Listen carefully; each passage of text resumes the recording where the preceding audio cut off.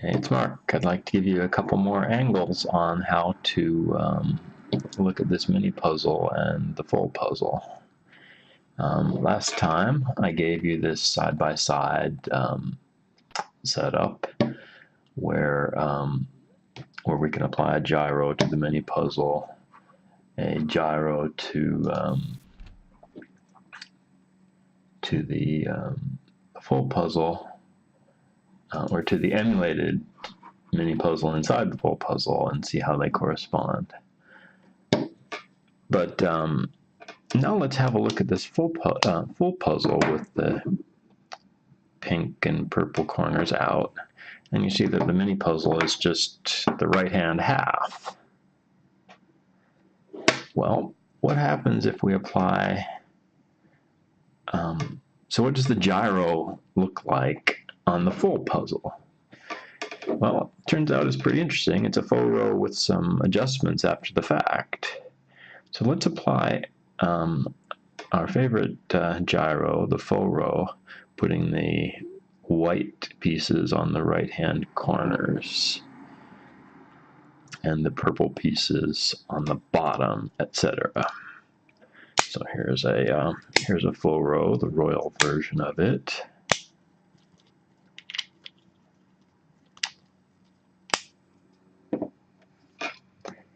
And let's apply our mini puzzle gyro over here.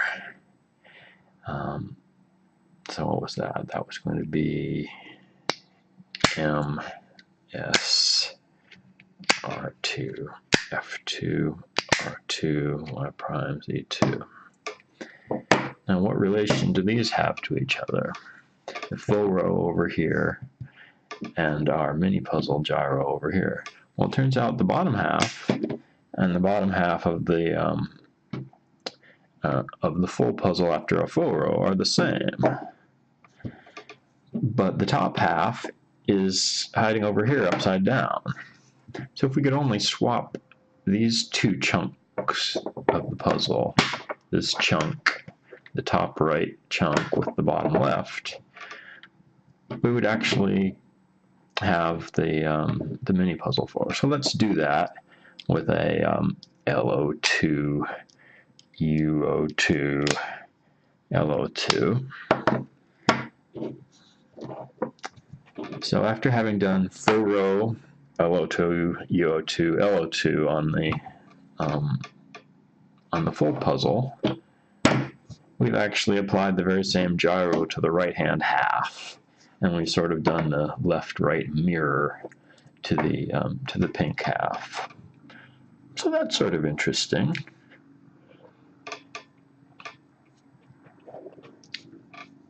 Just for grins.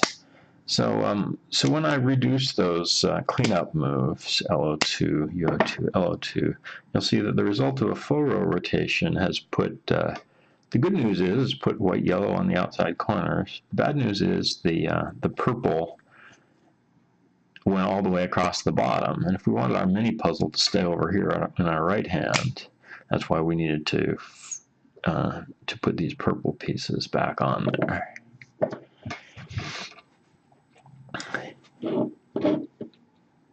In a separate thread, I was wondering to myself, what if I let my mini puzzle have a mix of pink and purple? The reason I didn't do that previously is because of a handedness thing. So let me set aside the full puzzle. I'll reapply the gyro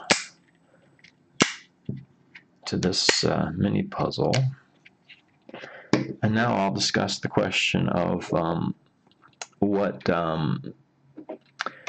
happens with handedness between the two halves. Ignore what I'm doing over here. I'm just putting the purple pink corners back out. So in a normal 2 to the 4 hypercube puzzle, the two halves act mirror image pretty much. So for instance, we have, on the purple half, we have white up, green front, red right. On the pink half, we have white up, green front, red left. So they act sort of mirror-like. So if I were going to swap halves of the puzzle around, the handedness would be a problem. But I wanted to try swapping pieces of the puzzle around so that I could see whether any of these variant mini puzzles acted more like a cuboid puzzle or had interesting properties to them. So I went ahead and made a pair of puzzles, or of half puzzles that have the same handedness. What I did was I actually swapped pairs of, I actually ripped this pink half apart and swapped a pair of stickers on each piece, so that I have two sort of right-handed mini puzzles instead of a right-handed and a left-handed one. So now, for instance, I can swap the top half, and I have a mini puzzle that's mixed purple-pink. And I was wondering, what would this act like? One thing you'll notice is that there are pink-white pieces, and there are purple-yellow pieces, but there are no pink-yellow or purple-white. So in this orientation, in this setup where I've swapped the top and bottom halves of the puzzle, the white and the pink, the purple and the yellow are sort of together. They're merged somehow, or no, they sort of follow each other along. They're linked. Well, what if we apply the gyro to this thing?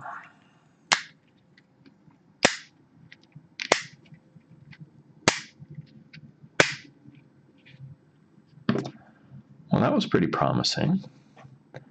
When we applied the gyro to put the white-yellow out, it's also in a solved state. I was getting really excited at this point. But if I apply the gyro to either the red or the green, we get a bit more of a mess.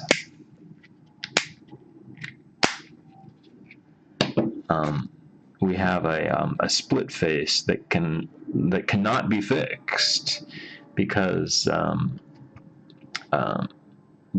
you actually cannot find this position with a single face split in the normal three-dimensional 2x2x2 with 180-degree turns. So it's like, it's oddly asymmetric. The purple, pink, and the white-yellow axes can gyro between each other tidally and have solvable states, but the red orange and the blue green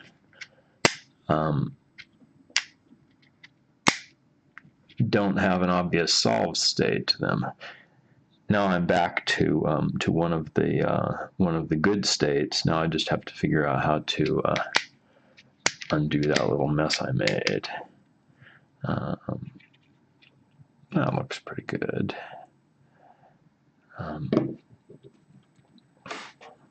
So swapping the top and bottom halves was interesting, and it allows 2 out of the 4 gyros to look tidy, and the other 2 out of the 4 to have a split in them. Well, also, and it had that pink goes with white, purple goes with yellow thing. Well, what if we do something even stranger? So now we have our 2 right-handed mini puzzles. Let's swap this piece and also this piece.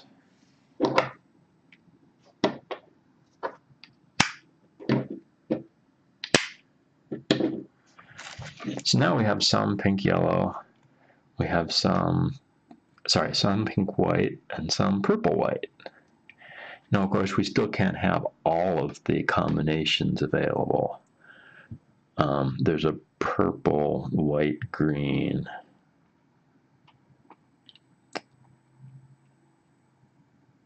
But there's not a, let's see, there's not a purple, white, red. Yeah, you know, and that kind of thing. Unfortunately, these gyros don't work out at all. None of them, only this one ends up with a solved state. Well, how about going even crazier and putting these pieces into a tetrahedral setup? Oops, wait, that's not tetrahedral. Darn it. I want...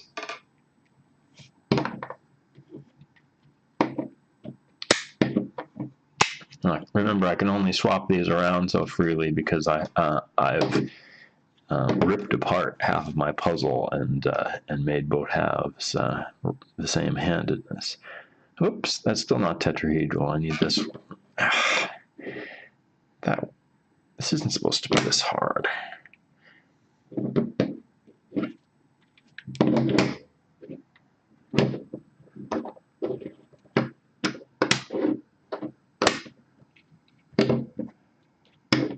Okay, so there we have purple tetrahedron, you know, the 4 purple pieces are on that tetrahedron, and the 4 pink pieces are on this tetrahedron. Now this is as symmetrical as we can get.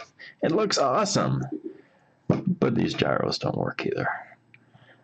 So for instance, if I gyro it to the white yellow corners out,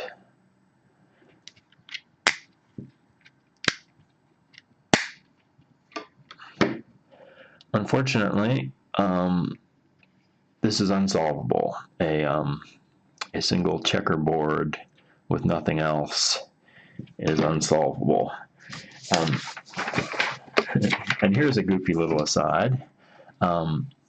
These are the 7 states of the 2x2x2 with only half turns. No matter what you do with this puzzle, using only half turns, it's going to be one of these 7 states, and you can identify them by looking at the pattern. This one has a checkerboard, a stripe, and a stripe. Let's see, so it's this state here. So F2, R2, U2 is my solution. F2, R2, U2. And since none of these states has a cross with nothing else, this one is not solvable. Darn it. So curiously enough, the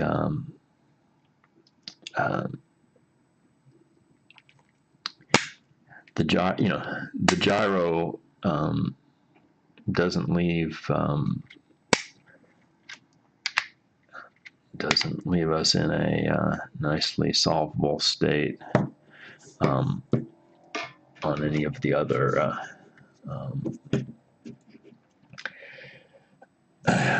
when any of the other axes are out, other than purple pink. So the closest thing I got to an alternative coloring that worked was splitting pink purple in the up and down half, but I only got 2 out of the 4 gyros. So it was sort of a fun experiment, but I didn't see an obvious way to make a nicer, more symmetric mini puzzle that acted more like a cuboid or some such. So I'll probably end up putting the handedness back right on this on the pink half of this puzzle. And by the way, if you try it, I recommend just like putting pieces of tape on half of your stickers and pretending they're pink or something like that. So there we go. Fun games with mini puzzle, full puzzle, gyros, and handedness. Are you confused yet? Catch you later.